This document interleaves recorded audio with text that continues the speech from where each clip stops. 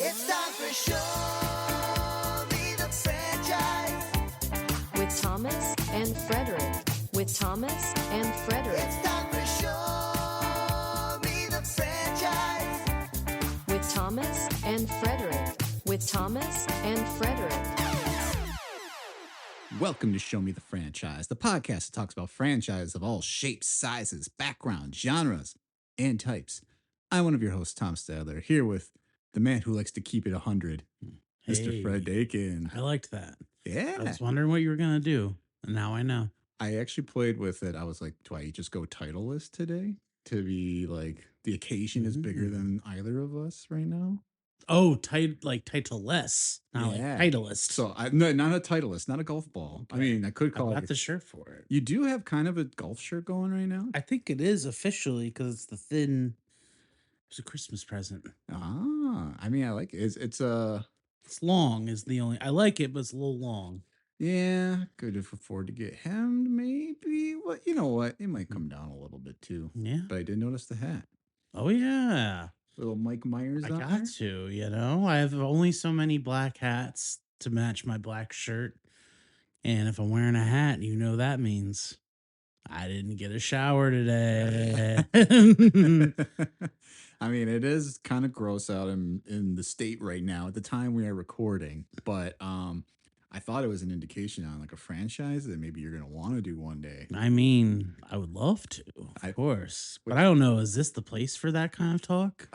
I think this could be a conversation we have today because if you have seen the title of this episode, if you have seen all the promotions out there right now, this is episode 100 of Show Me the Franchise. Fred, we are enjoying a cold beverage right now to celebrate. I hope that does not give anyone an indication on what kind of episode you're about to listen to, but this is going to be a little bit of nostalgia, right? Like 100 episodes. Yeah, we're going to be looking back. It's going to be, we just had the Oscars. It'll be like the montage.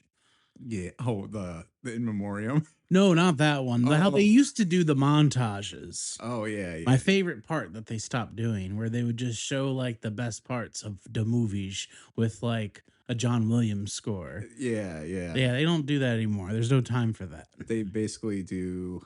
Well, yeah, we had the longest in memoriam, which I mean was good, but it felt like they still left out people then after the fact. No Tony Todd. Yeah, no Tony Todd. No Eric Dane, I think, got left out. Who I will say I didn't know who that was. But I guess he's on the like Grey's Anatomy. Yeah, that's why. That's he the was big blind spot. Steamy. Oh, now I know. Okay. Hey, maybe we'll talk about it one day. Maybe. I mean, Dawson.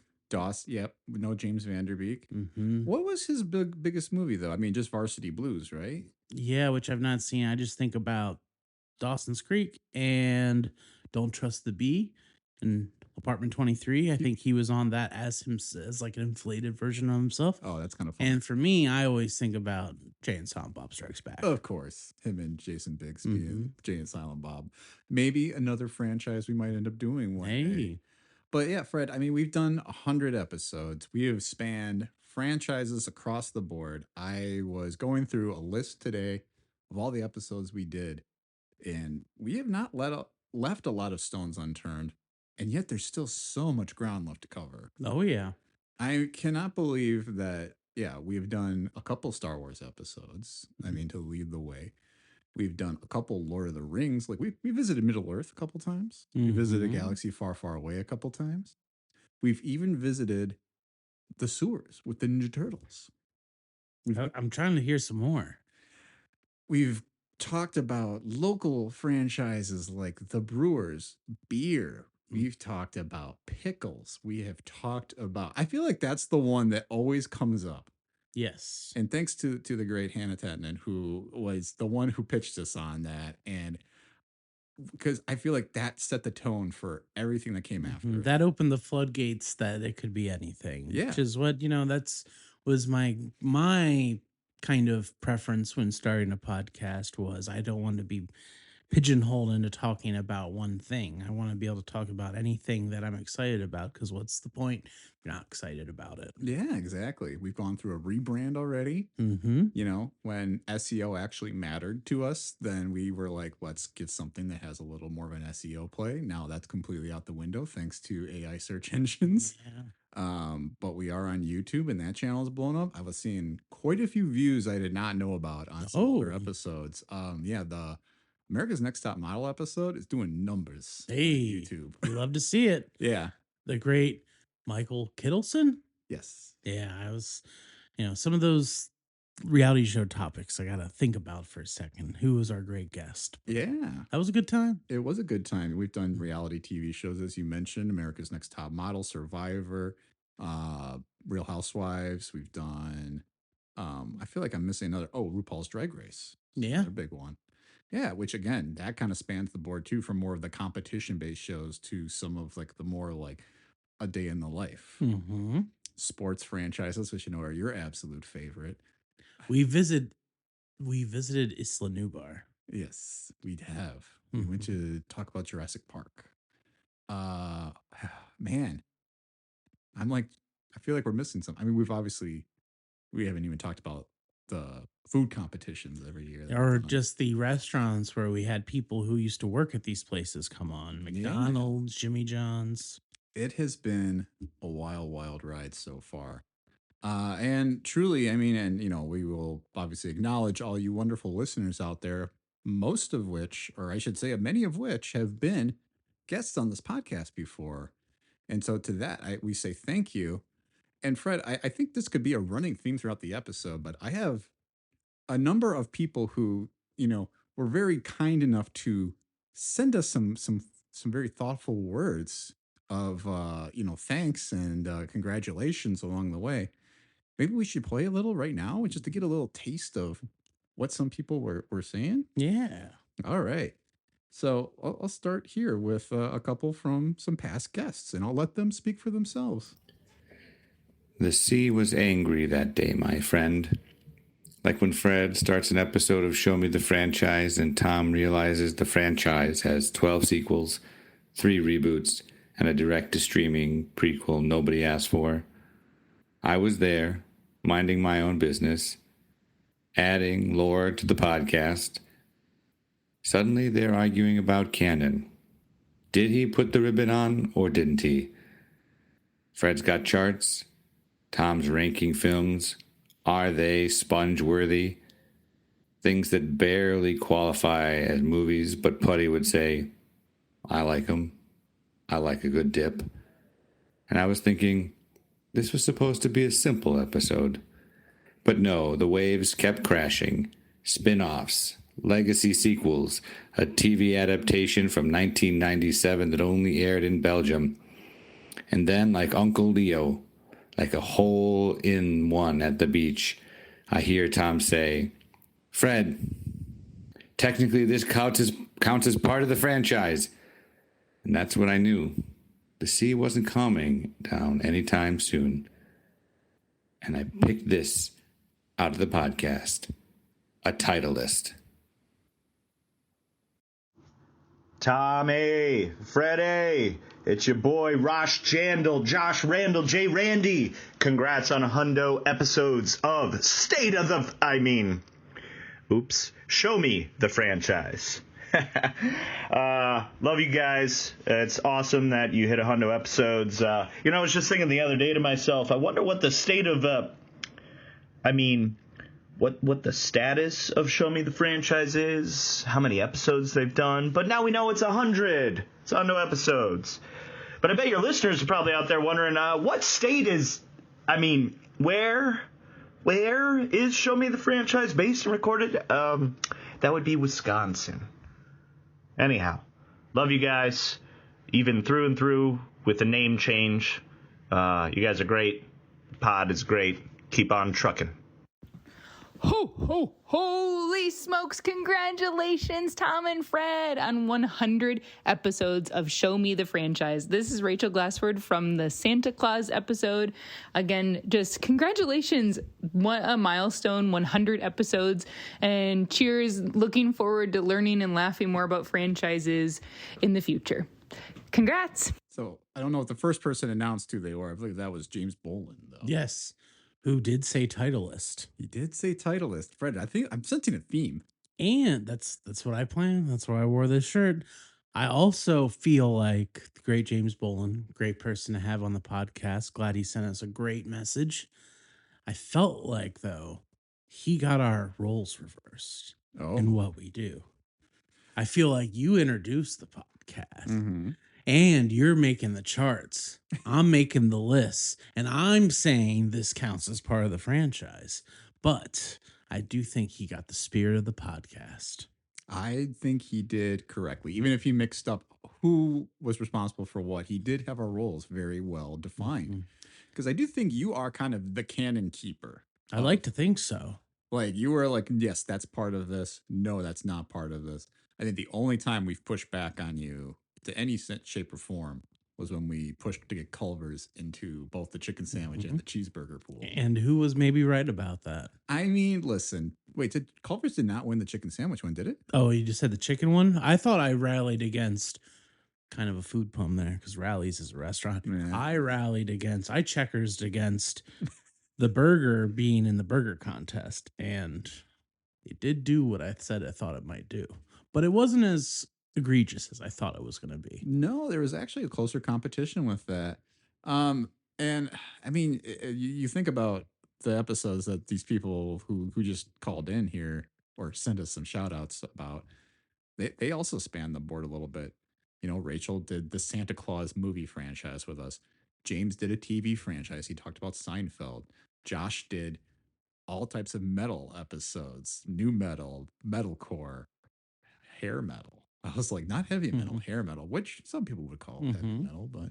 And the Jurassic Parks. And the Jurassic Parks. I forgot Josh did pinch hit for that one. Episode I'd be curious to listen to again because of that's probably I had really bad COVID.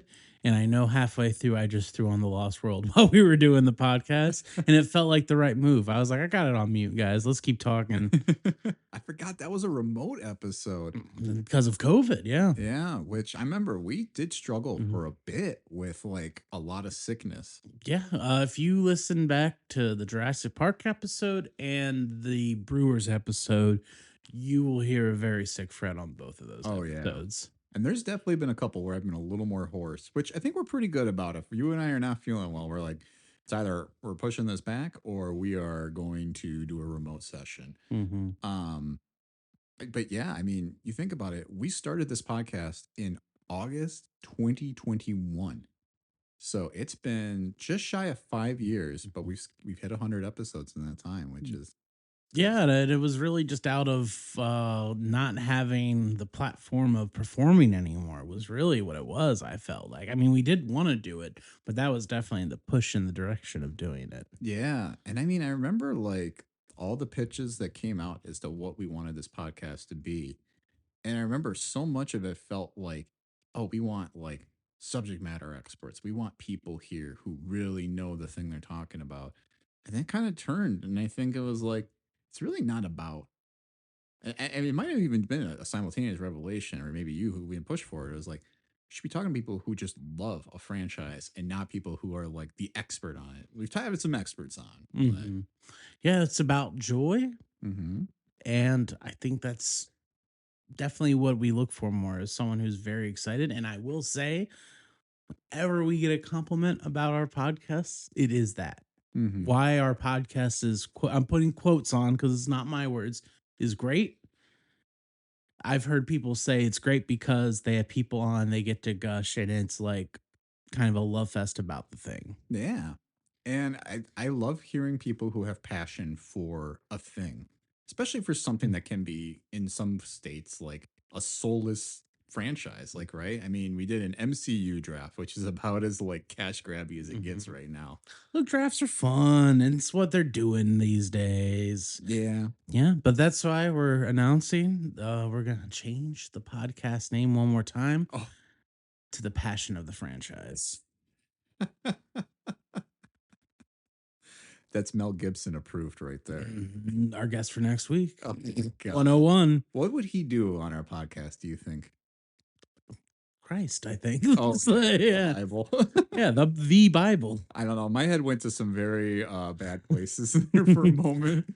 I don't know, like the pyramids were built by aliens. I don't know what he's into these days. Yeah, like ancient aliens or something like that. Or what's Peter Thiel into right now? Like talking about the Antichrist, like he's visiting the Vatican for that. Mm-hmm. The Pope's like, what is this guy doing here? We gotta be very careful with this shit. No, we're not having Mel Gibson on next episode. But we are gonna have, I think, a good slew of guests coming this year.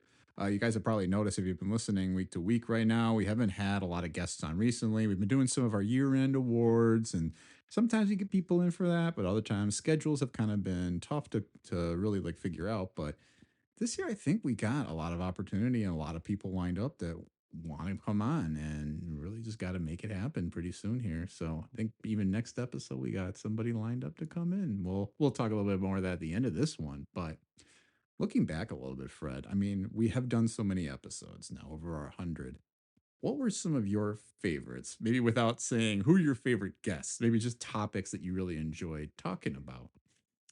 You kind of mentioned it right off the bat. I really did enjoy our MCU draft. Yeah. Because it was a way to approach a larger subject without necessarily, it ended up being a long episode, but we didn't get bogged down in like the lore of the franchises, which that has happened to us. And sometimes that's have extended the episodes into multiple episodes, which have been great.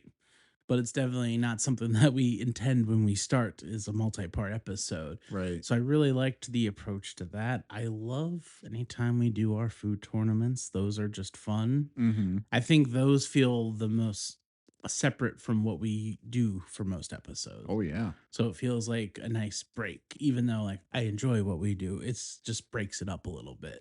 Absolutely. I'm trying to think if I have again, and I will say one more. It's the pickle episode. Oh, yeah. Because I think that left us the most room to have fun, riff, and do the things that I do love about podcasts. And I think it needs to have rails, but I am about the tangents. And that was like 80% that, because how much can you talk about pickles? The only downside was I had to smell the bread and butter pickles. Oh, yeah. Which I thought surprisingly were decent, but The eat was not terrible. It was just the pickle air of the pickle air in the room. Like it was a lot for me. Pickles and ketchup are two foods that I enjoy on food, but I never want to smell them when I'm not. Yeah. I'll just say full stop. I never want to smell them. yeah. I can kind of get that. I don't like pickles on a cheeseburger. I think we talked about that during the cheeseburger episode, but I really only like it generally when I kind of like the thin, weird McDonald's ones. yeah. But I don't like when it's like a crunchy, slightly thicker.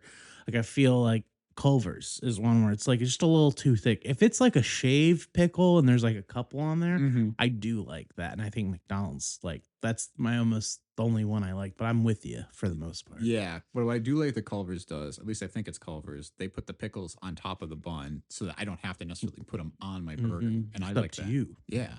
Because I love a good pickle spear with like a sandwich. And a lot of places do that. Club sandwich with a pickle spear. Yeah. Oh, now we're talking. I haven't even eaten dinner yet. So now, of course, this is going to be on my mind all episode. But I do like our food episodes. I think anytime we visit our franchise, that is a restaurant or multiple restaurants or a type of food like pickles or chips, there is opportunity for us to not just talk about the brands themselves, but talk about the things that they kind of like all encompass, right? Like I think about the Coca-Cola episode and just how like that had so much like room for us to talk about like the ads around Coca-Cola or like the different types of Coke that there are out there. We got to do a blind taste test during that one too with like Pepsi versus Coke, and I was really struggling to do it as a blindfold. Here's a scary question.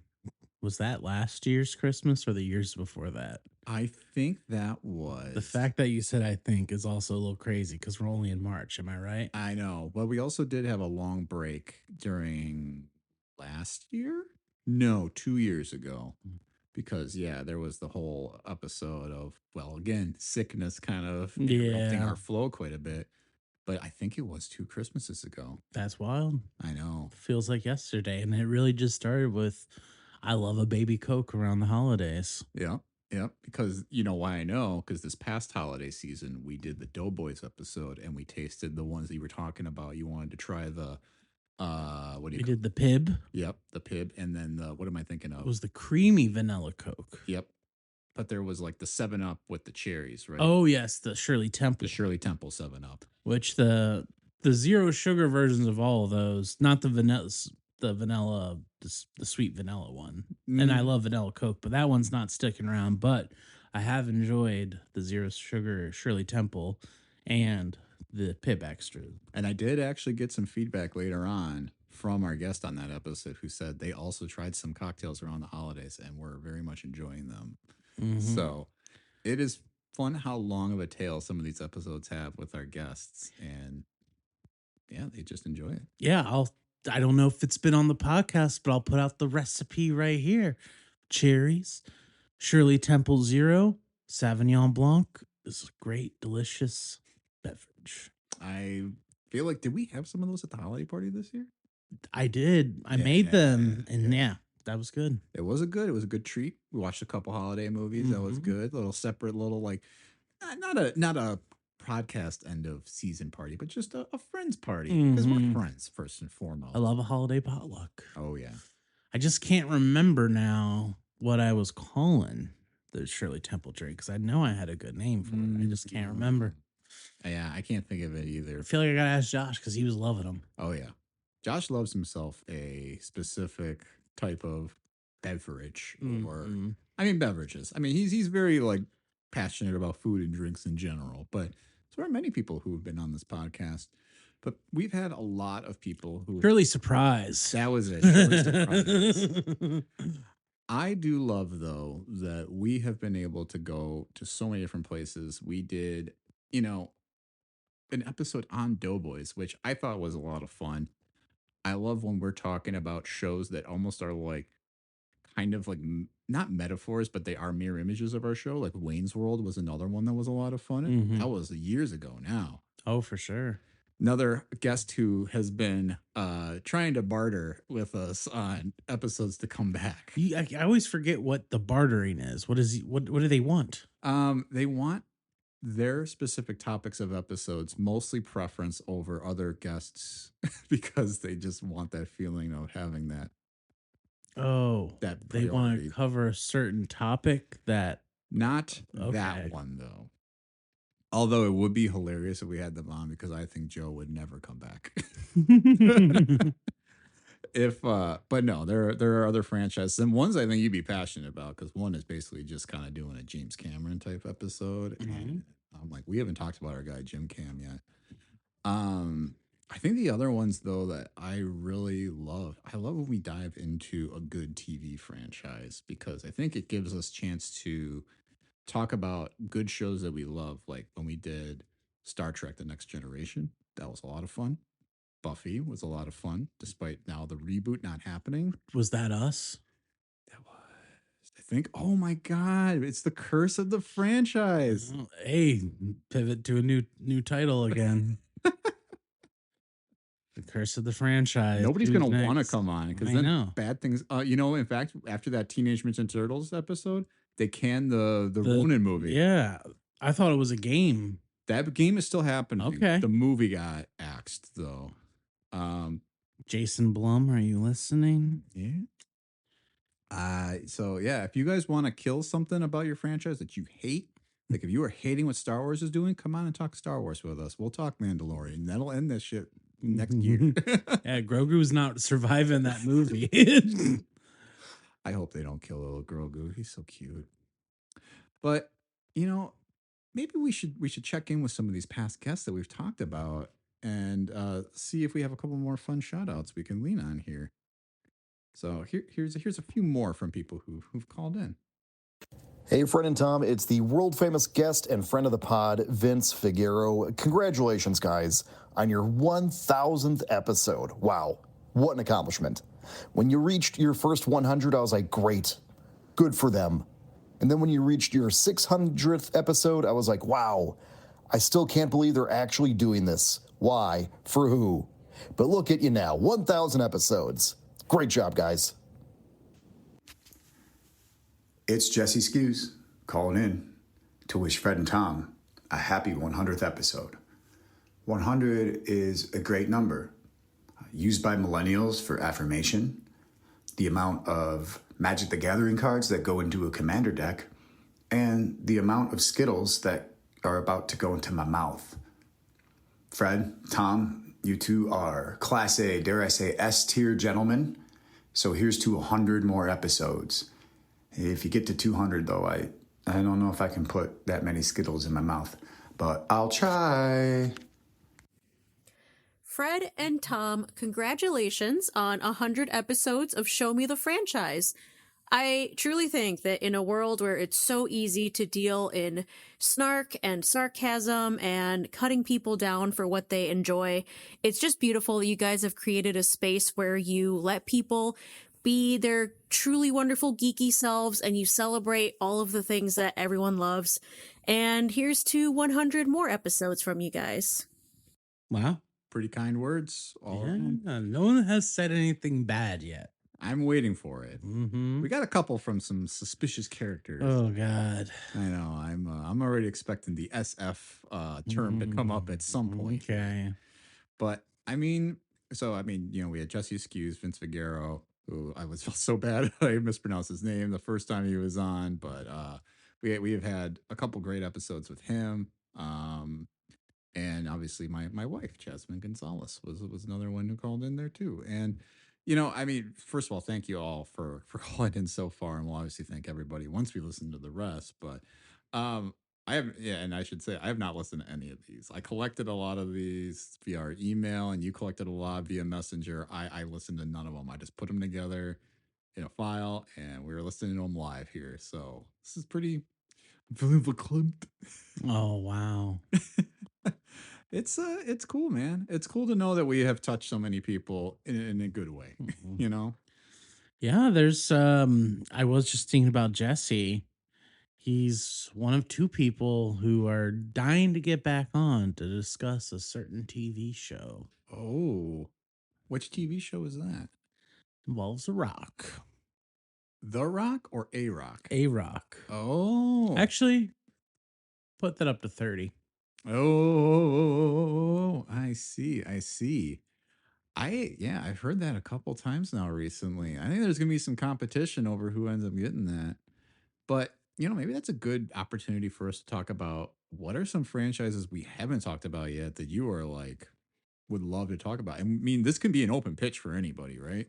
Yeah, definitely. I think the one that we both like, and it's like we could do it at any time, but it's still not the right time. I think the biggest one has always been A Dark Tower. Yes. But we're just waiting for Flanagan to make all these other movies that we're going to hope make a lot of money and do really well. Mhm. So he can have the clout to make what he wants to make, which Yeah. is going to be in turn what we want to make. So we just got to be patient. The Exorcist cast. I love how it was like, here's some 3 names.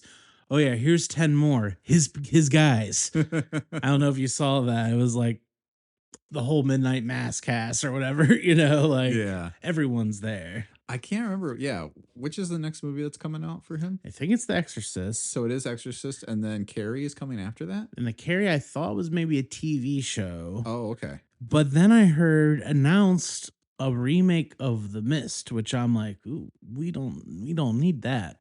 I've got a Yeah. great steelbook of The Mist back home with two ways to watch it, black and white and regular. And Ooh. I think that movie's like an unsung masterpiece. So I think that's the worst. And I've read it's a short story. So it's not like, oh, there's a 500-page Stephen King book where we can mine a bunch of stuff. It's it's a short story. So I'm like, let's not do this. Well, I don't get why, we need to go and do the ones that Darabont did, because I thought he kind of knocked all those out of the park. Like, and I do like The Mist a lot too. That was- And I'm a Green Mile defender. I know Okay. people like hate on that movie, but I think it's like I get like it's not like a perfect. It's messy as hell, but Sure. I love it. Yeah, I mean, I think it has great performances still in it. Mhm. You know, if Sam Rockwell's maybe a little over the top, but I think overall, yeah, I am all for Flanagan trying to get after some of these King properties that didn't quite land the first time. Like, I don't know why we keep remaking Carrie when it's like, couldn't we have another like Cujo? Maybe a different take on that. Yeah, and I love the Cujo movie, but I think there's some to work with there. The big movie that needs to be redone is Finders Keepers. Sure. That's like my favorite underrated book, which people don't know. The short summary is that it's guy moves into a small, you guessed it, Maine seaside town.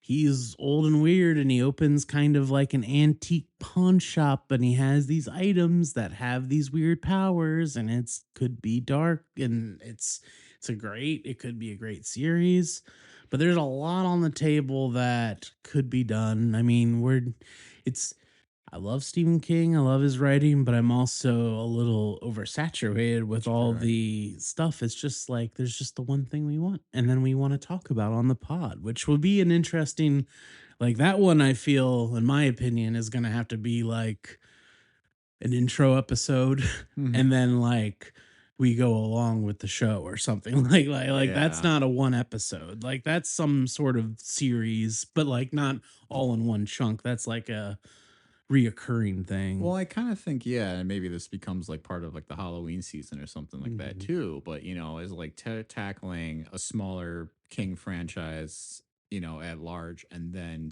and we can talk about it in the grander scheme of his like crossover universe, right? And sort of like start seeding that Dark Tower chat before, and then we'll see what Flanagan does. Flanagan's also making it hard to talk about some of these because he keeps adding new installments to that. Which, I mean, listen, I'm happy that we are going to get a couple of these, but I'm also like, damn, okay, so we have to wait to do an Exorcist episode, which we kind of did already by talking about Friedkin, but and I think there's a lot of horror properties we have on the table here. Some opportunities for some Patreons too that which, obviously if you have not signed up for the Patreon yet, we have a wonderful Patreon out there that's starting to cook a little bit, if you're asking me. I will throw on two more ideas. Well, one's kind of a broader idea. We've done a lot of like fast food adjacent restaurants. I think it would be fun, and it would also be more of like a social thing, I'm not gonna lie, is we cover one of these kind of mid-tier restaurants. Mid to like slightly nicer. I'm thinking you're like a Cooper's Hawk, a Cheesecake Factory, or a Maggiano's. I kind of want to like get that game up. And I don't have a specific restaurant in mind, and none of those I'm like, that's the one. But I think that would be fun. The kind of chain dining experience episode. Well, I'll add one specifically to that.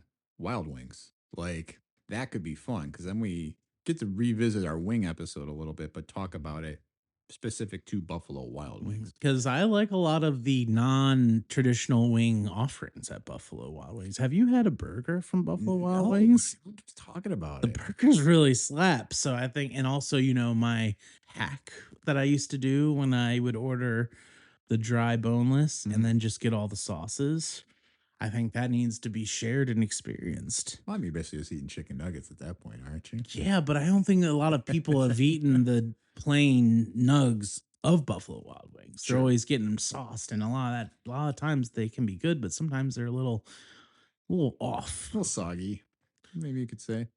I think that would be a lot of fun to talk about that. I am very on board though with like those like sit in, dine in, because they almost are kind of like becoming a dying breed. A lot of those places are closing. That's exactly why. And I think that's something to talk about. Like, I never thought these restaurants were amazing places. I know Cooper's Hawk is a little different, but there was like kind of a level of what you were getting in the past that's not there anymore. And I don't ever blame like people that work there. I blame the franchises themselves Yeah. that put that down. And I think that would be interesting to dig into and talk about. The other one I'll throw out, because I said I had two, is another draft, and I'm thinking some sort of October horror movie draft. And that way we can do some of these bigger horror things, but also that's a good kind of grab bag way to do it, kind of like the MCU. Yeah, I'm all aboard that because there's certainly a lot of horror movies. And I think right now we are at a time when horror is thriving. I've said it on multiple episodes, but I think the Oscars this year really started to drive that home. We got an acting award or nomination or award to an actor from Weapons. We had Sinners winning, which I mean, you can question whether Sinners is a true horror movie. I think it is. Yeah, I think so. It won stuff. It won a lot of awards. I will like go. I agree that it's horror, but I also think it's a movie that supersedes genre. And also Jessie Buckley, they kept calling her a witch in Hamnet. It's true. So you kind of got some horror stuff all around. It's a little bit of a stretch, but then again, Shakespeare also has some horror elements in his work. Look at Macbeth, right? Some scary, scary elements in there with the witches and some of the foreshadowing. But yeah, I think both of those are great ideas. I'm all aboard mid-tier chains. I'm all aboard talking more horror. I think we have a lot of space for it. We almost got to extend our season, I feel like, beyond October, which I think we love talking movies. We love talking food, but there's still so much to uncover there because there's so many franchises in that space. The one thing I will throw out, because I know this will take some convincing on your front. I know you're not a sports franchise guy, but I'm wearing the sweater right now. I would love to visit another local. Leaning in team. to get a good look, see what I can make out here. It's green. It's got a G on it. Yeah, and they might be near a bay. Packers. Da, da, da, da, da, da, da. Did I ever tell you that I had like Packers stuff when I lived in Maryland as like a 5-year-old? Really? I had like this Packers clock and all this because my mom had a work friend who lived out here and like he would gift me stuff. And there was like a small phase where I was a Packers fan with the giantest air quotes in the world. That was just because I was getting this stuff and it did look cool. That's awesome. But I'm not against it, but that's one you got to bring in a guest and then maybe like that's a 2-guester. Potentially. Because you're just not getting much out of me. And I don't mind. Like, I have no problem doing the sports episodes. It's just, you're not going to get much Fred, which is fine. There's episodes where you get a lot of Fred, so it balances out. Well, and I don't want to plan out the whole episode ahead of time, but I think especially with a lot of Wisconsin teams and where we kind of got to go in the Brewers episode too, is that there's a whole culture around not the franchise itself. It's not just about the numbers or the players on the field. It's about the people outside tailgating, the town itself of Green Bay. It's so historic too in terms of how the NFL has come. They're one of the very first football teams ever. Okay, so you're saying you're gonna get tickets, set up the whole thing, and we're gonna go, and I'll experience this. Let me make a call or two. My people will talk to your people. Because, yeah, they certainly make that, people were bitching about the ballet and opera not being affordable. Football games are also not exactly. Well, we don't know. You just hang out outside the stadium. I guess I'm not getting the full experience. Sometimes that's great. And you know what? We had a great time doing that at the Baltimore Orioles game last summer. I would love also to talk more about local fare across the country too, because I kind of think we have started to tap into. We did a New Orleans themed Patreon episode. There was some food out in Baltimore that I was like, I would love to share. Yeah, you didn't have any pit beef. I know, which was on the table. It just means gonna go back. Pit beef, chipped beef, and Scrabble. I don't know what Scrabble is. It's one of those things you don't want to know what Scrabble is. Why is that? It's like the hot dog. I don't know what's in. Like, I'm legit. I don't know, but I'll say it's like the hot dog of breakfast food. Ooh. It, whatever's in there thrown together, eaten in a block. But chip beef is pretty good. I don't know if you've ever seen that. I have heard of chip beef. I don't know if I've actually ever had it though. It's kind of just thin slice. It doesn't have the Cornish beef taste, but it has like that reddish kind of cured color in like a sausage gravy, but it's like a beef gravy, and you have the chip beef with toast. That sounds really good. So I feel like the Scrabble, that, and the pit beef you need to experience, and then that's the full episode. And I'll build off of that though too, just talking about pit beef, because there's another pit that we really haven't visited. It's the barbecue pit. Oh yeah, We have not talked about good barbecue on this episode or anything on this franchise yet. And unlike other podcasts, I actually have some good experience working with a smoker. Yeah, which means we gotta have a little cookout maybe. Yeah, I'm gonna be heading home for Easter, and one of the days is blocked out just to be smoking. Nice.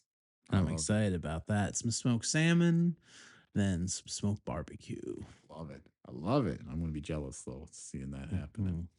I will say though, the other thing that has been kind of on the table here, is we kind of talked about this a little bit when we got into Magic the Gathering. Speaking of Jesse Skews before, we haven't talked a lot about like board games or like tabletop games. I think we've gotten a couple pitches, but nobody's like, we haven't done like the Clue episode. We haven't done which there's a movie based on. Yeah, I think it would have to be something that is multifaceted, like Clue. Yeah. And you talk about the board game iterations, Yeah. like the art. True. Or you got like Monopoly, where you have multiple versions of Monopoly, right? Star Wars Monopoly, Simpsons Monopoly, things we've talked about on this episode, on this podcast. Yeah, already. no, there's a Thrones one. I mean, we have a lot of opportunities to do more. I mean, yes, we talked about Milwaukee beer. There's more beer to be talked about, though. It might be a Patreon, but I do love like a Mexican style lager. I love like the Victorias, the Dos Equis, the Modelos. Or you could even get into the tequilas. I mean, I do like that as well. Yeah, yeah. Oh, that would be a long episode, and we would definitely have to be very careful about how we approach this. Or we don't be careful. And then Fred has passed out halfway through the episode, and I'm sitting here trying to keep up, hanging on the mic for dear life. I think we have had a lot of opportunities to do this stuff, and we have a lot more, and people are going to come up with ideas that we would have never considered, right? That's the juice. I love an episode where we get to discover something new that becomes part of our taste. Yeah, and becomes a part of the franchise lore. But, you know, I mean, we've had some people in the past who've pitched us on episodes too we would have never touched. Maybe we could hear from a couple people who have done that. Let's check it out. Hey fellas, congrats on the 100th. That's amazing. Thank you for promoting local Wisconsin comedians. And hey, thank you for putting me to bed at night and keeping me entertained.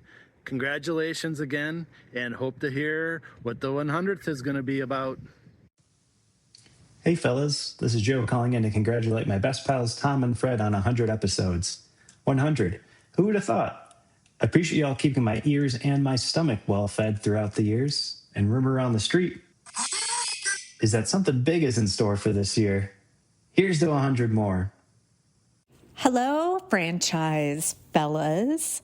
Congratulations on your milestone episode. It's Erin Frank from the Bravo Real Housewives episode that I pretty much bullied Tom into letting me do because, well, it's one of the best franchises on earth. I'm sitting here watching Ladies of London, which is the newest installment. Can't recommend it enough. And wanted to reach out to wish you a happy 100th. You know, in Housewives lore, the 100th, the 100th episode on any given franchise, they celebrate their buzziest moments, from fabulous bites to luxurious vacations, and dish on it all. So I wish you a very buzzy episode and 100 more episodes to come. Congrats. Joe just had to bring that up, didn't he? I like that he said this year. Yeah, he's got a lot of hopes riding on that Street Fighter movie. Yeah, and I don't think the first person announced himself. That was Scott Vollmer from the JCVD episode and the Alton Brown, right? Yeah. Yeah, and Scott brought some good food for that one, too. That was good, those saltines. Quick note. If you were going to be a returning guest or a new guest, any type of food that you can bring to share, we can have a little exchange. The fridge is always stocked here for your drink, but if you want to bring a little snack to share, makes that time just extra special with us. I like that. I like that. Yeah. I mean, those saltines though, I'm still thinking about them over here. I know. What did you ever get to try the carbonated watermelon that he made one time? No.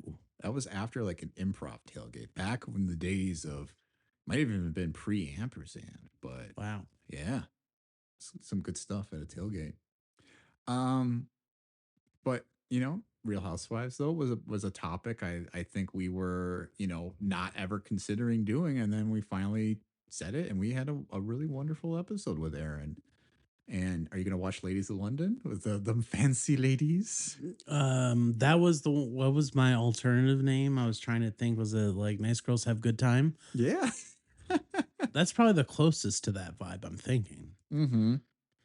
It has to be. I mean, it certainly has to be the closest in terms of that vibe, even if they might be still a little catty. They can't be like throwing stuff if they're at Harrods having high tea. But what if like Paul Hollywood shows up and he's just like stirring the pot? Ooh, she came. It's a shame. I'd like that. He goes to shake their hands and he does like the hair thing. We've not done a Great British Bake Off episode, despite the fact that we have watched like every season for the past like 5 or 6 years. Yeah, I think we should have a bake off for that one though.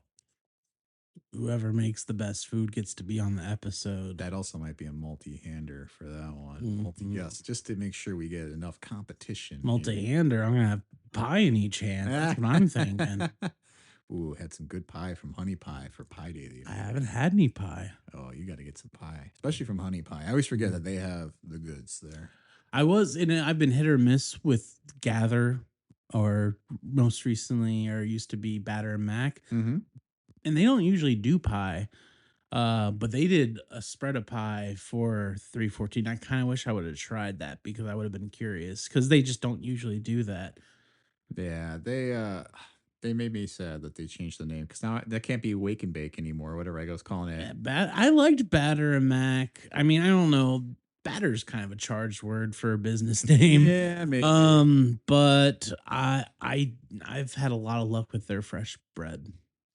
Fresh bread. That's the move at Gather. I had a black garlic sourdough loaf there that was I bought it to like tear and dip into like a nice olive oil situation. I just ate it as is, no butter, no nothing. It was divine. That sounds really damn good.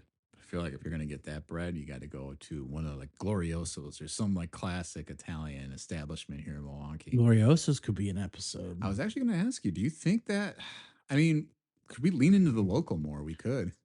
I mean, do cops. I would love to do cops, although I just wish they had more going on with their hot menu. Yeah. I mean, it's enough, but those burgers though. I love their burgers. And that custard the other day was hitting. It was. That Thong Song Blue, more like Song Song Yum. Yeah, exactly. And I was surprised that there was so much surprise with butter pecan. Oh yeah. I thought people just knew. I think that's butter pecan. I think is a very hit or miss ice cream. Butter pecan custard, especially from Cops, is like it'll change you. I don't trust most nuts in ice cream if you're buying it from a store. Yes, agreed. Because that's never like pretzel nuts, none of that. But if I'm going to a place and they have it, I will say if that got you guys in this mood for butter pecan, another staple is the place on 27th Street by St. Luke's. Leon's. They always have butter pecan, I believe. Yeah, I think they do. It's like chocolate, vanilla, butter pecan. Their butter pecan is quite good as well. Ooh, like, I have to go. They're different but the same. I love them both. But even bigger problem there, really no hot menu. It is chili dogs and like that's it. The Spanish burgers, I think they're called. Yeah. Yeah, I've never had one. I've been curious to try one. They leave a little bit. Make sure you get 2. I'm not kidding you. You will eat both. Or if you're getting 2 hot dogs or 2 burgers, you will crush those so fast. It will make your head spin. Yeah, and we want to be nice to Joe unless it's involving Street Fighter. Then we don't care. We have talked about the food tournament, a cream food tournament, which I know would be tough for him, but he has said he can take some lactate. I know, which But like, I feel like, can we give him like just a little? I've seen that man eat milk and ice cream. he has. I don't know if he pays for it later and he doesn't say anything, but I don't know. We'll have to see. But I'm thinking he just has like little, like I put it on a toothpick and I just stab his tongue with it. I just want to. I want that image of you just dropping like. Mm-hmm. You know, proper dessert is really in the cards, I think, for us, which was another Baltimore inside joke. I feel like proper dessert. Yeah, I love proper dessert. We've had some good bits on this show, Fred. I actually, what I have been realizing too recently, when we do like the cold opens, those are some good stuff. The Cheers cold open was a lot of fun. I forgot about the Wayne's World cold open. Yeah. The Wayne's World? Yeah. Yeah, that's good. Doing like the Wayne's World song.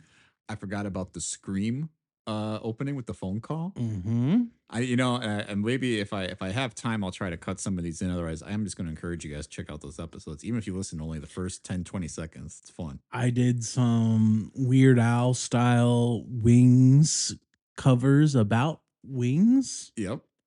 That was successful. Yeah. It was successful. I have we got a lot of good bits over the years that I still think about. I don't even know.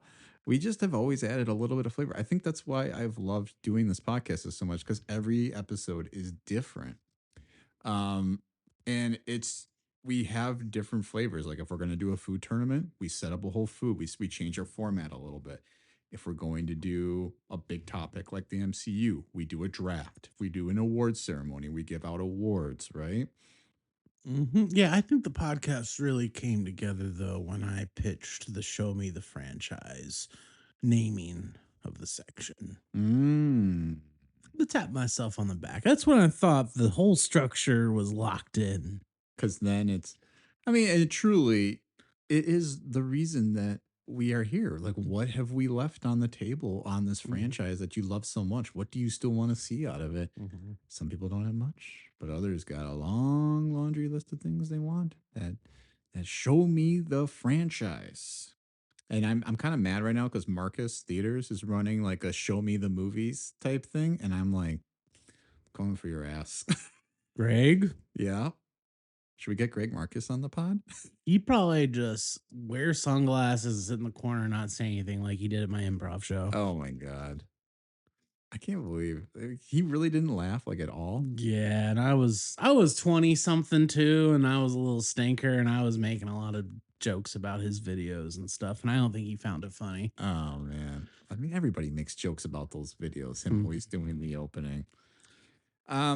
Should we listen to a couple more shout outs before we really get into the stretch run here? Love to. Yeah, I think we got a few more that we can include.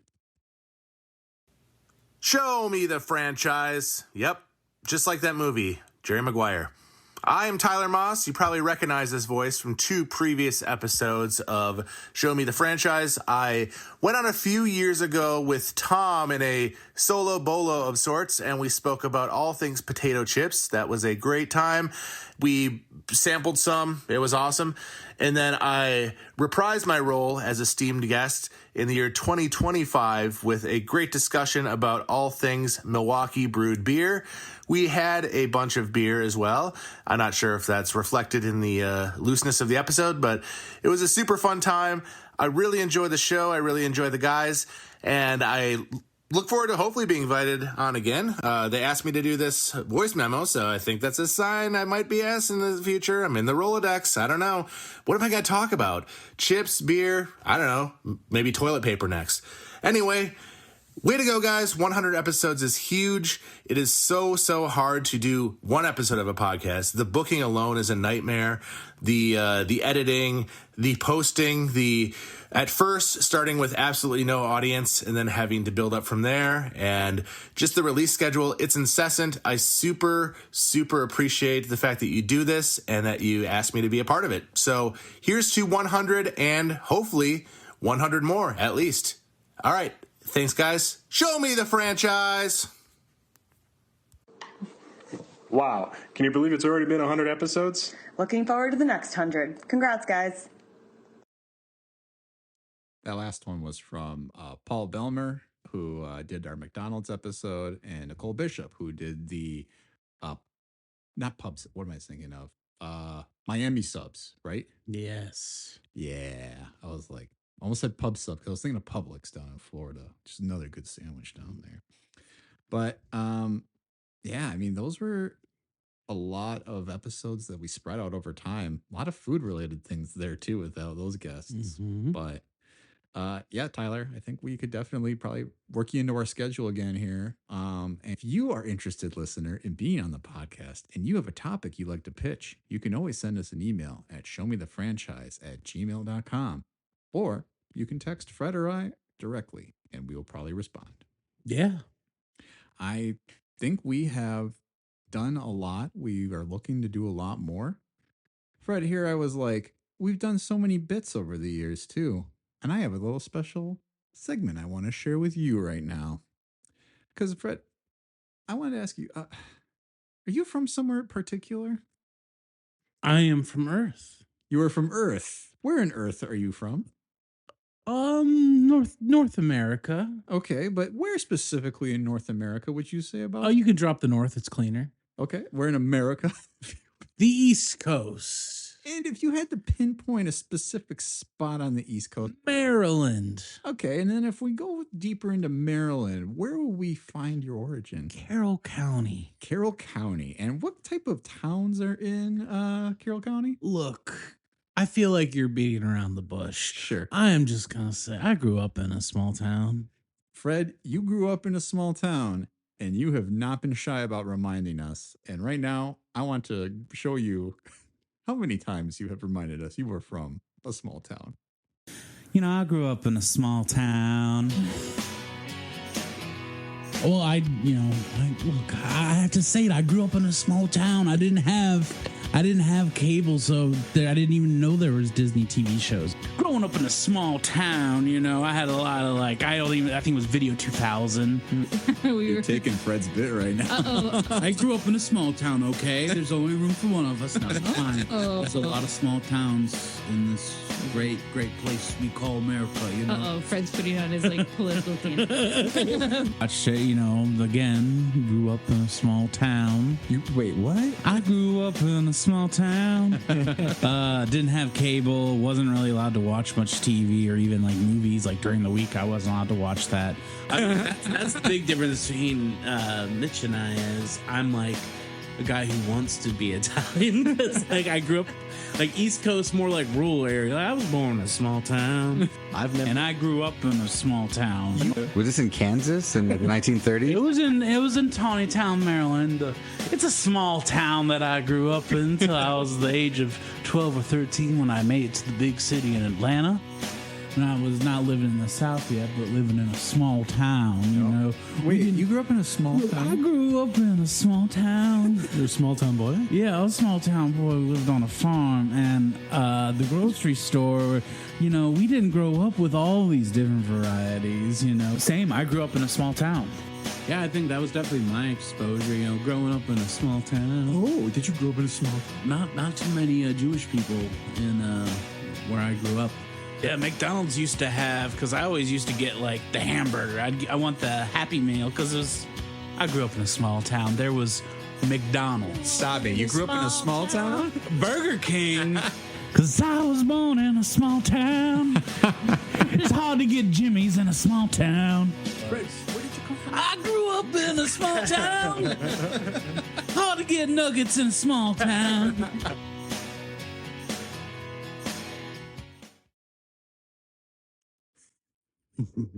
I think my favorite the out of context of a lot of Jewish people in my town.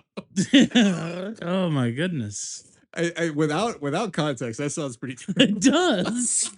But it was from our holiday episode where you were saying that you did not have a lot of exposure to Hanukkah to give proper context. It's true. Yes.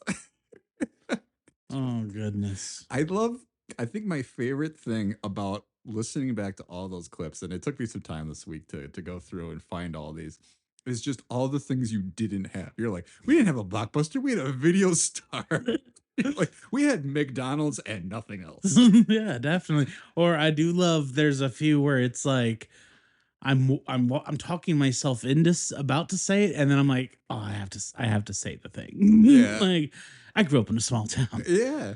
And I think it has made you a more seasoned person because you are more open to new experiences and new things. It's true. I have picked up a handful of dirt and I've rubbed it between my thumb and my pointer and threw it in the air and just to see which direction it blew. That's the kind of life I had. That's living the dream, I think is what Yeah. they say, right? Is that too like 2010 to say that? Living the dream? Yeah. Nah, I don't care. I had an IT guy who always said that every single day that he would come into work. He's like, I'm just living the dream. And then he got let go. Like, oh, good times. But a lot of good times we have had, a lot of good times ahead. Man, I don't know. I think we have really covered the gamut though here in terms of looking back and looking ahead at what we could do. And I know we do have some things coming up that we are going to be sharing here shortly. But I don't know. Do we have any time to include anything else that has to do with like 100 or? So I thought as a fun segment, Sure. we gotta look up. I think we'll do at least 3 Okay. top 100s. Okay. We're not gonna go through them all. We're gonna maybe look at the first few. Okay. I just want to see if we both maybe agree, like if we would put these in our lists at all of the top 100. So what you're doing right now, what you're proposing is like we look at listicles of top 100s of certain franchises or topics, and then we compare them to our own opinions of whether we agree with that 100s because it's related to us having 100 episodes. Exactly. Because it was hard not to think of anything except 101 Dalmatians, which this isn't the 101 episode. Hey, if we get to do 101 Dalmatians, though, as its own franchise, that means we get to do the Cruella movie, which is we get to do the Cruella movie and the 2 live action Glenn Close movies. That's true. Now, who wore it better, Glenn Close or Emma Stone? I don't know. I don't hate that Cruella DeVille movie. I have never seen it. All I know is that dogs kill her parents or something like that. Yeah. And I think that was good. No, it was bad. I think the movie's got a lot of style. I know it's the director who's about to make the Superwoman. Supergirl. Look, I'm just trying to upgrade here. Yeah. Supergirl. He made the I, Tonya movie. Greg Gillespie, I think. And yeah, I think that's the guy who did that. I think you're right. I think you might be right. So what is your first listicle that you're going to share with us here? So we'll go through, let's say, we're going to go through the top 10 AFIs. Ooh. American Film Institute movies of all time. All right. So the top 100 here from top one with the bullet, Citizen Kane. What are you thinking about Citizen Kane? So do we go with overrated, underrated, or rated? Yes. I'm going to go with rated here. Yeah, I'm going to say rated because it's kind of like, am I going to argue about it? It's a movie that if you do watch, it moves, I will say, for like an older movie. Mm-hmm. It is one of those ones you're like, oh, I've always heard about, but then you do watch it and you're like, well, I kind of see it. Mm-hmm. So I think it's probably rated. Here's one I've never seen. Casablanca. Ooh. But haven't I absorbed Casablanca at this point? Haven't I watched enough Looney Tunes and sitcoms to really know what's going on there? I will say, I also agree with rated on that one. Here's my thing about Casablanca and Citizen Kane for that matter. These are movies that feel like they are overblown and because you have gotten so much through osmosis. But until you actually sit down and watch the movie, it's hard to truly understand why it had that impact. And you do kind of get the sense for like the majesty that is that movie. Casablanca is not a perfect movie by any chance or by any stretch of the imagination, but it is a very good movie. It is, and it takes place at a time, and the story is quite evergreen, especially right now. You know, it includes a lot of themes that we're still kind of fighting and still kind of wrestling with as a society. So you're gonna say rated? I say rated. And I will agree, even though I haven't seen it, just because of the cultural osmosis that I have got from it. Number 3, I'm gonna say bump that baby up, The Godfather. Arguably the best movie of all time. One of my letterbox top 4 is The Godfather 1. I love all 3, to be honest, in varying amounts. I've actually never seen 3, but I was gonna say I do think 2 is better. I think I can believe that. I think 1's a better rewatch. Okay, because I would say that sitting in that spot over Godfather Part 2, I would say overrated slightly, but not bad. And I will say, I'm just doing a quick scroll through here, and maybe it's one of those things they're not going to include it. Godfather Part 2 all the way at number 32. Wow. Which I would say underrated. Underrated. Well, we're not going to do that much jumping around, but that one I think we had, that was, hey, that's a franchise, maybe one. Yeah, I would maybe have those 2 over Casablanca, though. I like that. Gone with the Wind. Overrated. All right. Let's keep going then. Lawrence of Arabia. Never seen it. Never seen. I've been always waiting to see it on a big screen. Oh, yeah. And there were some opportunities recently, I think. It usually is around. I just never am in the right place at the right time. Yeah. The Wizard of Oz. Heard of it? Heard of it. Got a interesting prequel recently. Well, we got one good one not so good. I kind of think so 5 is where it's at? Yes. No, 6. 6. What's after it? The Graduate. What's after Graduate? On the Waterfront. Give me the next one. Schindler's List. Man, I'm struggling with that one. What do you think? For me, I think The Wizard of Oz could be higher. I'm thinking like for a top list, maybe I'm not thinking about like, is this the best film? I mean, this is the AFI list, but I'm also like, I think having approachability of all ages and backgrounds and types gives you a lot more. I give it a lot more praise. I would say Wizard of Oz, in my estimation, there is rated. But I do think for what you just said, it represents so much. It's got humor, it's got music, it's got like frights, it's got drama, it's got tension, it's got so much in a movie from 1939, first film with color. Big deal. You already gave me the next thing I want to do for a listicle, so because I'll hit you with one now. All right. But we pretty much went through them. I'll just go through the ones that we kind of. The Graduate, I would say overrated for where it is. A movie I think is pretty seminal, but maybe not a top 10er. Yeah, I would agree with that. On the Waterfront, it's been a while. That was like when I was first like getting into movies and I watched that. So that one, I would probably clean switch out would be Rebel Without a Cause for me if we're going for. I do like that. What I've never seen On the Waterfront though. What was 9 and 10?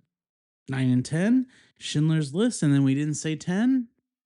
Singing in the Rain, which I'm actually surprised is so down the list. I actually thought would be higher. I think Singing in the Rain is a great time, and especially a first time where it was like a movie about the movies. Definitely. And this list, I think people should check out. Like, this would be a great list if you're someone who wants to get into film. This list is great. Like, there's a lot of just really approachable classics. I do like to see in the back half, you have like your Goodfellas, Pulp Fiction, The Searchers, The Jazz Singer, Platoon, Easy Rider, Mutiny on the Bounty, and Frankenstein. So, like, that's a list I'll be hanging on to and maybe like trying to check off the whole AFI top 100. I think that'd be a really good venture though, too. And I do like that they do try to represent a few different things. It does feel like they're missing a lot of newer movies. Not that I would necessarily throw anything super recently into the top 100. It's hard because like you don't know what the staying power of a lot of stuff is. Yeah, I suppose that's it, right? It's like these movies have been out for close to 100 years now, if not 75 or more. And it's like, so we already kind of know which ones stick and which ones don't. All right. You want to jump to the next list? And you got that list? I got this. All list right. For you. Do it. Okay, so I have looked up Rolling Stone's top 100 musical artists of all time. All right. So I know this is going to be kind of tough because it is going to be very subjective in what your musical tastes are. But I will do our best to share this here. So number 1, The Beatles. Rated, overrated, underrated. Rated with a sigh. Rated with a sigh. Why a sigh? I don't know. It's almost boring to talk about the Beatles as the best band ever, but it is it's like the Citizen Kane of music. Yeah, I suppose that's true. That's true. But I mean, they are a little undeniable, right? An episode we have not even like touched yet, though, is like the Beatles. Yeah, nobody's really even pitched us on a specific band. Have we done any bands? We've done genres of music. No, not a singular band. That would be interesting. Josh, if you're listening, you want to do the Limp Bizkit episode. Number 2, famously portrayed recently by Timothée, Mr. Bob Dylan. I mean, one of the I would say like in the top 10 songwriters of all time. But not number 2. I don't know about number 2 as just an overall artist. Yeah, I think I agree. Overrated. Number 3, Elvis Presley. Yeah, I mean, there's a lot of trickiness there. Like, are we going to also include all the artists he stole from? But I mean, do love some Elvis. I do love some Elvis as well. It's weird because I would I danced to a couple Elvis songs at my own wedding. I almost kind of feel like it's maybe a little overrated there, though. 1 second. I might pick at a couple here, though, just before I can get to the actual end of it. So number 51 is Pink Floyd. What do you feel about that? What was the number of it? 51. I think that's low, or it should be higher up towards 1. I agree. What about Metallica at 61? I think that's fine. Jay-Z at 88? Higher. REM at 97. Lower. Talking Heads at 100. I think that's good. Okay, here's the rest of the top 10 now. Number 4, Rolling Stones. I mean, I'm a big Stones head. So you think I'm a Stones over Beatles. I don't think the Stones are better than the Beatles, but if you're talking about what I'm throwing on the Stones. Goathead Soup is one of my favorite albums. I kind of feel like that's rated right there for me. Yeah. I would maybe sneak them above Elvis, to be honest. Chuck Berry, number 5. I mean, I think 5 is a good place for him. Should be above Elvis. Yeah, personally, but let's not talk about the personal lives of any of these guys because No. they're not good people behind the scenes for the most part. Musicians? No. Talk about personality wise, how they treat loved ones and other people in their lives, or did, I should say. Some of these guys are dead. Jimi Hendrix, number 7, or 6. I'm sorry. I think that's good. Maybe I might go a little lower because I do love Jimmy, but he's a little repetitive. Slightly overrated, I would say. James Brown, number 7. I like that. I like that too. Little Richard, number 8. I like that. I also like that. Aretha Franklin, number 9. I almost think that's under. Higher. Ray Charles, number 10. Higher. I'd pick Ray Charles over Elvis. That's interesting. Really, really interesting. They removed a few people from the list. One included like Etta James and Miles Davis didn't even make the top 100. Yeah, I mean, I guess I just know the one Etta James song. Yeah, I suppose it's not a lot.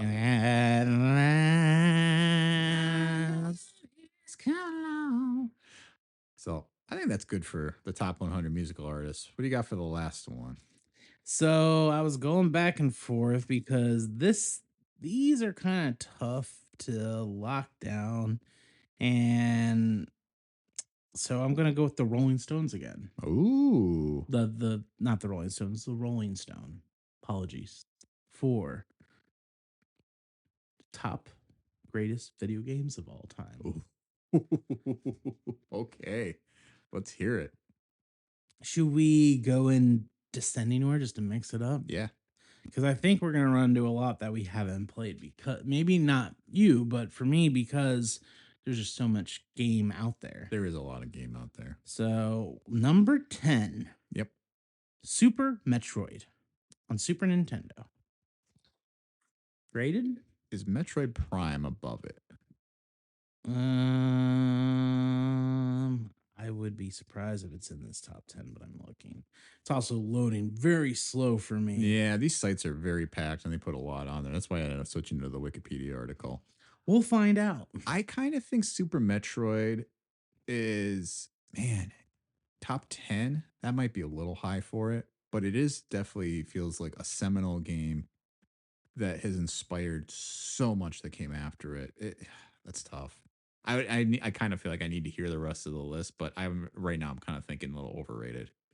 Okay, number 9, The Elder Scrolls Skyrim. I can't speak to that. I can speak to it. I spent a lot of time playing that game, so I feel it's pretty rated. I think some Elder Scrolls heads would probably be like Oblivion or like one of the older ones. I think Skyrim was accessible for more people, so that's why I think it has the edge. I think with its cultural exposure, it sounds like it'd be about a good spot for it.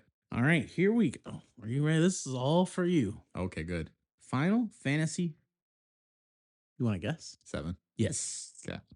At number 8. At number 8. So it could pop up again.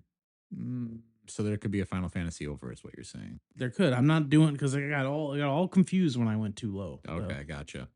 I kind of think 7 is definitely the most iconic Final Fantasy. I personally have favorites over 7. So I would maybe, personally, I think that's a little overrated. I think if you're putting it in a top 10 on an all-time video game list, that's about the right spot. I would maybe even put it at like number 10. Number 7, Metal Gear Solid. A game I have not played either, and I really feel bad about that. Game I have played a bit, and I do remember the first disc of I beat to the first disc because it was a 2-disc game, and I remember enjoying it, and it also kind of unlocking a very different style of game that is more prevalent, which is the stealth game. Yeah. One of my favorite, like, I don't even want to call it a genre because now it's almost like an ingredient in game. There's not many pure stealth games anymore. A lot of games like have a stealth option almost. Well, especially now it's like in Last of Us and it's in like it's like you can blow your way through there or you can sneak. Like I love that. Or of course Batman, which you talked about, Arkham. Ghost of Tsushima, yeah. Same vibe. Yep. Number 6, a game that I remember being very popular at the time, Half-Life 2. Ooh, I've never played it, but I think based on every review I've ever heard, that sounds about right for it. And all right, I think that's true too, because I remember seeing posters. I remember people being very into Half-Life. I think people were very into it. I think it inspired a lot that came after it. And that's kind of part of, I think, this list of what we're hearing right now. But continue. Number 5, and I like it, The Last of Us. Yes. It's an all-timer, kind of a big step in storytelling in video games. Yes. And great replayability. And a very fun adaptation to a movie or a show that a lot of people doubted. They were like, why do you need an adaptation? But yeah, a good season of TV. Number 4. No, I'll be nicer. A good season and 1 or 2 episodes of a show. Yeah, I suppose. Okay, go ahead. 4, Super Mario World. Oh man, I almost feel like that's slightly underrated because that game is like damn near perfect. But also, a lot of this list too, and I think a lot of your experience with video games. When did you play it? When did you grow up with it? Because like kids who go and play Super Mario World or Sonic the Hedgehog now or something like that, I'd be like, "What are you guys talking about?" I'd be like, "This is too hard." Get good first of all. Number 2. Actually, this is number 3. Oh. Grand Theft Auto 5. 5. I would have thought it would have been 4. And I like 5 over 4. I just felt the cultural impact of 4 was a huge jump in the graphics and the open worldness. I think that's true, but here's also part of that. 5 is still being played online by people, and people have modded the hell out of that game. I think if we did this in 3 years, we're gonna be talking about 6. That's true. And I'm pretty excited to play Grand Theft Auto 6, even though I'm not like I haven't picked up Grand Theft Auto 5 really since 5 came out. Yeah. But hey, I'll go get my stamp when it comes out. Again, I'm struggling because I do think you are so right. I'm like, it's cultural immersion, everything. It's probably right at 3. I would maybe personally say it could drop a few spots, but I think you need to have a Grand Theft Auto game in that I top think 10. maybe this or Vice City. Vice City was pretty big. Vice- Or San Andreas. San is the one. Andreas. That's got the memes. That's got everything. Yeah. But 5 is really good. It's a very complete video game. Now we're getting to a pretty hard to argue one. Okay. Number 2, Tetris. Yeah. Yeah, I think I'm not gonna argue with Tetris. I think you can almost argue, and I'm curious what it is. Tetris number 1. Do you want to know what number 1 is? Yeah. It's a recent game. Okay. 2017's The Legend of Zelda Breath of the Wild. A game I have not yet played, but I do love Zelda, and a Zelda game does need to be represented. My feeling, though, is that I don't know. I will have a whole different opinion when I finally play this game, which I'm kind of like putting a pin in it for a very specific period of time in my life where I kind of need a handheld. I might be having some late nights and just need something to kind of occupy my brain while I'm working on something else. But well, that's the list segment. Yeah, that's the list segment. What did you think about? Did you play Breath of the Wild? No, I'm not a Zelda guy. I never really got into Zelda. Oh, okay. I think I would put Tetris number 1, but a Zelda does need to be represented. I would want to see some Mario 64. Come on. You know, I'm kind of surprised Super Mario World that's my favorite Mario game, but I would totally be on board if someone said 64. Odyssey was really good. Galaxy was really good. They don't miss with Mario, I'll say that. Some Mario Sunshine could maybe be a little more. And I enjoyed my time playing Mario Sunshine. I thought it was okay. One game I'll throw out. Actually, it's just I'm gonna do a catch-all for every version of this. I think there should just be a spot for any Spider-Man game. Oh yeah. And I really love that first Tobey Maguire Spider-Man. I love the N64 Spider-Man that was narrated by Stan Lee. Good stuff. I mean, a Spider-Man franchise episode feels like it's in the cards at some point here. That's you break that up. Yeah. Games and movies, I think. Games, and then do you break up the movies? Well, what about the comics? What about the shows? I haven't read the comics.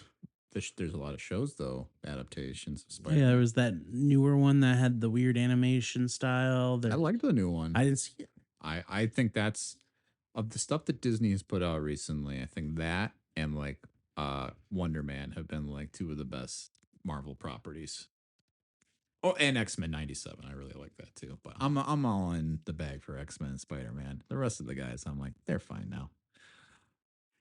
I guess that kind of gets us to maybe what's to come here this year then, Fred. I mean, we spent a lot of time looking back. We spent a little bit of time looking ahead. But I guess we should probably share some updates and things that we have coming down the pipeline, right? Yeah. Anything that you want to share out the gate first and foremost? Oh man, do I have anything to share? Yeah. What do I have to share? I don't know. I just want to give you the floor. Oh God. I thought this was a time. Well, there is a group announcement, and then of course there's another announcement. Yes. I'm still here. I'm still doing my thing. I'm happy to be here. I mean, you're doing shows pretty regularly now at the Interchange. Right? Yeah. I'm doing coaching. I'm heading sketch shows, so that's all very exciting. It keeps me busy, but it's all doing the things I love. Maybe not for my career, but hey, I still get to do them. But I think it's still you're a big part of the scene, and it's fun to see you perform and put stuff together, and you're doing a lot more there, right? Do you have any big dates that you want to throw out?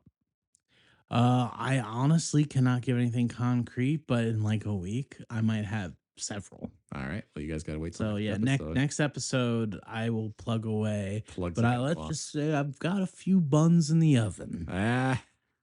All right. I'll stop beating around the bush. So the big announcement from my end is a change to the Patreon. We will announce a Patreon change. No, the biggest announcement I have to make, because I actually don't think I've gotten a chance to tell a lot of people yet, and I do feel comfortable now sharing this. My wife and I are expecting a baby. I'm going to be a dad as of this fall. It is a very exciting, very, maybe a slightly nerve-wracking, but mostly exciting time in my life. So, me and Past Jasmine are definitely going to be preoccupied a bit. I don't expect in the immediate future that's going to change anything schedule-wise. I think we are intent, and Fred and I have chatted a little bit on continuing the podcast through my journey into fatherhood. There are other parents who have done podcasts in the past that might lead to some delays. We might be changing our frequency of releases just to start, at least, and we'll kind of play from there. And maybe there's opportunities to drop in some guest hosts, and I'm willing to see that. And because I love producing the podcast here, that's basically my job number 2. I would never mind having the person who would love to be a producer. I can't say we can pay you much if at all, but if anybody's ever like really jonesing to jump in, we'd love to see it. Yeah, absolutely. But I'm very excited. I'm very excited to be a dad. I'm very excited for you to meet the the little nub when they. It'll be great. The little what? The little nubber. Oh wow, I haven't heard nubber. I like it. Little nubber. Little nub. I don't know. Just like a tree nub. I felt bad that I might have outed you in the father figures chat. Oh, that's okay. Which I kind of didn't. No, you didn't. You just mentioned somebody, but I fessed up. But either way, I mean, this is the announcement now to the world. We live lives that we don't like to. I mean, my family, we don't love to necessarily give ourselves a ton of exposure. So this is probably the most vulnerable I'm going to be on a podcast, I think. But I think it's great, exciting news, and I'm happy to share it with everybody who has not gotten word yet. So, yeah, but we're still, and I say we, now talking about Fred and I, are still intent on giving you guys a great product. One of the things that we are going to continue to do, even in the meantime, and maybe this is just something that continues, regardless of anything else, is the Patreon. We are intent on making that a thing. We are doing a bonus episode every month. It's a full-length episode. We are touching topics that maybe are even going a little bit further outside the box, and it's a hell of a lot of fun. So, one of the things though that is happening right now, trying economic times. So if you've been signed up for the Patreon, we really appreciate you. We are going to be introducing a subscription fee of $2 per month, because all these hosting services online, in order to host a podcast, including this main feed episode, costs money. So, any support that, you guys can provide, if you're interested in signing up for a Patreon, we are dedicated to bringing you an awesome episode every month, and you will continue to do so until we say no mas, in which case we will stop taking your money at that point. But I think that's something that we have to do to reflect the changes in the economy. Everybody's up in their fees, so it's like we got to keep up. And yeah, diapers ain't cheap, y'all. I mean, listen, I'm not saying I've got support from my own other ventures to do this. This is a hobby of mine. I know. I was doing a joke. Yeah. And the diapers are for me, anyway. The diaper. These podcasts are long, I hope we're not anywhere close to being in diaper territory. The daddy diapers or whatever they call them. Or the grandpa diapers. I've never heard of a daddy diaper in my life. So that's coming down the line May 1st. I think we'll introduce that. So you can sign up still, though, for today for $1 per month. And then we will be doing a change starting May 1st to the increased fees. But you are supporting a independent, locally run podcast. We don't get any benefit from any advertising or anything. We are just doing this because it's a hobby we love, and we love bringing you guys great episodes. We're hoping to do 100 more, and then maybe 100 more after that if we can keep it going. And, it's all thanks to support from listeners like you. And it sounds like PBS, right? But no, I mean, truly, like the comments that we get, the feedback we get from like guests and people who've listened to the podcast that have no interest in being a guest, you guys help make us go and you keep us going with this. And it's been an awesome ride. And really, I want to thank you, Fred, because I don't think I've ever really like sat down, looked you in the eye and said it. And I do this mean this sincerely. I think you are a great friend. I think you are a great co-host. I really couldn't do this without you. And I really appreciate you being the good co-anchor that you've been here, man. Well, I will say to the same to you, but also add that this was really great more towards in the start of the podcast. I had a lot of health stuff that came up and it made it hard for me to perform. The pandemic made it hard to perform. Yeah. So between the pandemic and my health stuff, I wasn't getting the creative outlet. You had created a space where I could still be creative and have an outlet, and I didn't have to worry about as much as the red tape that you take care of with the editing. So I'm very gracious for that. Thank you. It's a 2-man operation here. But again, I mentioned, we both work hard at it. It is with the support of everybody else too in our lives, our personal lives, people who listen to the show, who are always contributing. Thank you, everybody who gave us a shout out today. We know you took time out of your day to do that.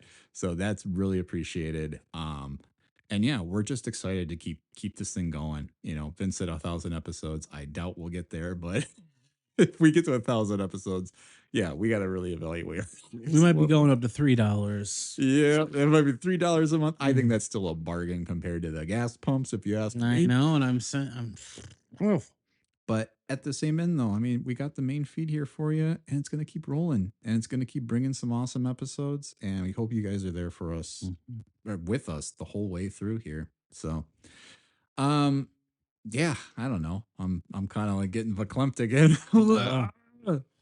It's been good though. I'm excited to keep moving with this. Do we have anything to announce for next time? Should we even do any like plugs? I feel like let's just end it on a thank you. Thank you. Thank you. We will plug things for next time. There's a Patreon episode coming. There's another main feed episode coming. And you guys can expect those before the end of the month. So stay tuned for then. And thank you all again for being a part of this. And thank you, Fred, for being the good guy you are. Thank you. We'll see y'all next time. Goodbye. I got no cares, 'cause all I wanna do is charge my phone and drive listening to you. And what they talk about will always be up to you. I was early.